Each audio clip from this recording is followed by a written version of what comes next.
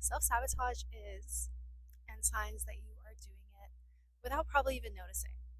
Self-sabotage is sneaky and it's something that you might be doing without really being aware of the fact that you're doing it. But the best part about self-sabotage is that once you recognize it, you recognize what triggers it, that's when you're really able to stop it. So welcome back, guys. It's been way too long, but I wanted to come back not just with a video saying I'm coming back, but with a video that's very, very useful. And I worked hard on scripting this out. Okay, so let's jump into it, guys. So, self sabotage is something that ruins your progress and physically stops you from going in the direction that you want to be going in. And it's often something we don't realize because it becomes part of our habits, part of our coping mechanisms, part of just our way of dealing with life that we don't even fully realize. And it's something that is really unnecessary. But what it really stems from is fear of success, fear of failure, fear of judgment. It's us stopping from putting ourselves out there. It's us not doing the work we need to be doing because of those subconscious fears. And so in order to address self-sabotage, first we need to recognize how does it show up, and then we need to recognize how are we going to get to the root cause of it and address those fears and then rewrite them and then take small consistent steps. So honestly, it's not an easy feat, but it's what you need to do. Otherwise, you'll wake up one day and say, "Wow, it's the year 2030 and I'm not really in the place I want to be." And the only person I really have to blame is myself, and I just don't want that to happen to you.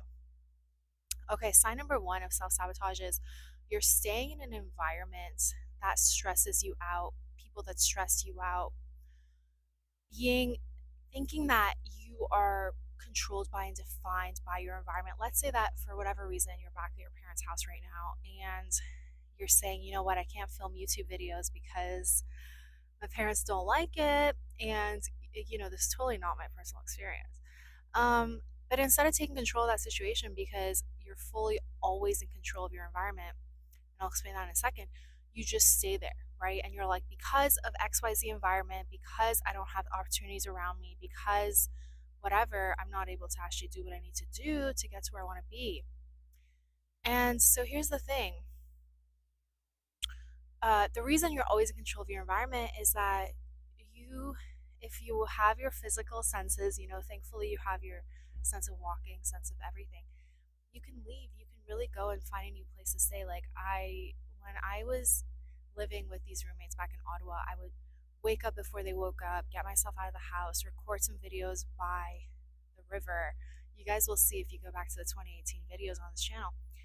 And then I wouldn't come home. I would go to the library until after they were all asleep, and then I would come home. And I didn't have to be in that environment. And as soon as I had the funds to get out of that environment, I got myself out of that environment. So the same is true for you. If you feel like your environment is limiting you, then you're just sabotaging yourself by staying there. Now, this doesn't just have to apply to the place that you're living in. This can also be the workplace that you're in, right? Or the place where you're studying. If whatever you're doing is very much not aligned with you anymore, then that is an example of an environment that you need to let go of and get out of, okay? So that's one sign of self sabotage. You're stopping yourself from doing things you think you're stuck where you are. The second is just stopping and stopping constantly. Let's say that you get yourself out of that environment, you're able to go and get out and record a YouTube video, let's say, but you stop yourself, right? You are consistent for a small period of time and then you stop. Same is true for people that go to the gym for New Year's resolutions, right? You go to the gym for a couple weeks and then you stop. You start a side hustle for a couple weeks and then you actually just stop again. So, this idea of constantly stopping and stopping, starting and stopping in your life is another form of self sabotage. And you're forcing yourself to quit because subconsciously you're afraid. You're afraid of succeeding. You're afraid of what's going to happen. If you are really fit and you become a gym person, you're scared of that commitment, maybe. Same with relationships. People have these 2 week flings, start and stop, start and stop, start and stop constantly. Instead of committing, again, it comes down to fear, but that fear is sabotaging you. Okay. Any good habit, let's say putting your phone away before you go to bed, this is a huge one. Please put your phone in a different room before you go to bed. Every time you go back to bringing the phone back into the bed, again, you're self sabotaging. You know that that's not what you should be doing, but you have a subconscious fear of letting go, of allowing yourself to sleep. You have to get to the root cause of that. Where would you be if you never quit? Like, really reflect on that. But don't reflect on it for too long because it could depress you. But reflect on it now and feel the depression that that gives you, and then choose differently going forward. The third way is spending time and money on things that don't move you forward. Let's say that you know that if you invested in a mentor, if you invested in ads for your business, if you invested in time actually working on the things you want to do, you would get further, and you know that, but it's just not what you're doing because you're choosing to spend your time differently. And again, that lack of priorities is what's stopping you.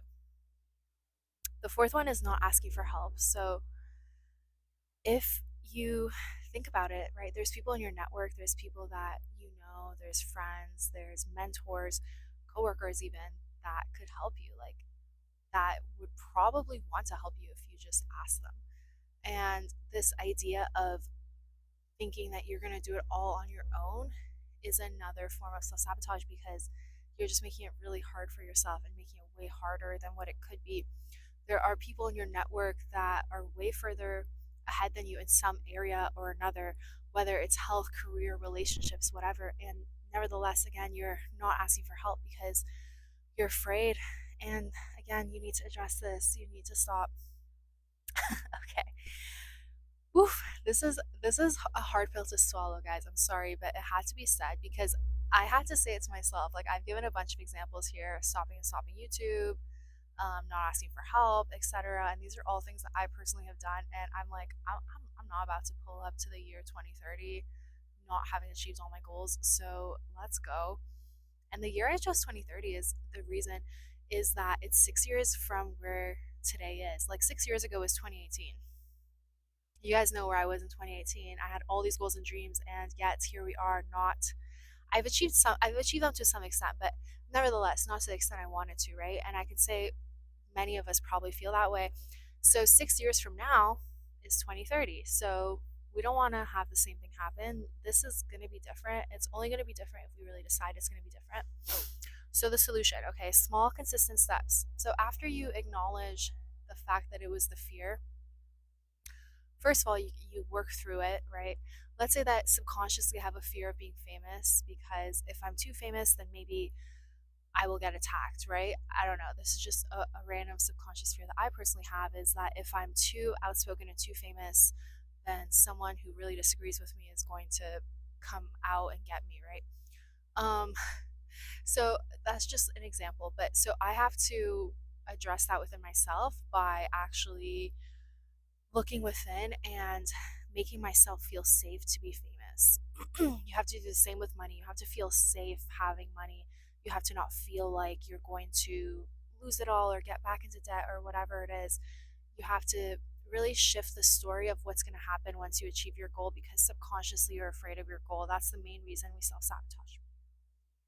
So once you become aware of that, then really feel it in your body and choose differently. Then you're going to take small, consistent steps, right? So for me, it's filming a YouTube video. May or may not come back to this location. It's been kind of fun. There's people who've been walking behind me. Filming a YouTube video every day, right? Let's say your goal is 100K. Filming a YouTube video every day is going to get you there one way or another, really recognizing what it is that you want to share with the world and then doing so.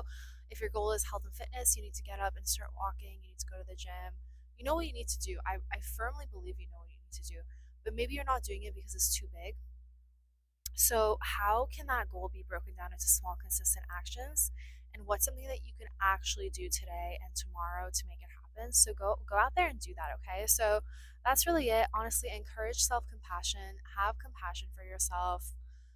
This is a long and challenging journey. Our society is set up to make us self-sabotage, but we're gonna break that cycle. So if this video resonated with you, let me know below. Let me know what cycle you're breaking and how you're going to do so. Okay, I love you guys, and I can't wait to talk to you guys later.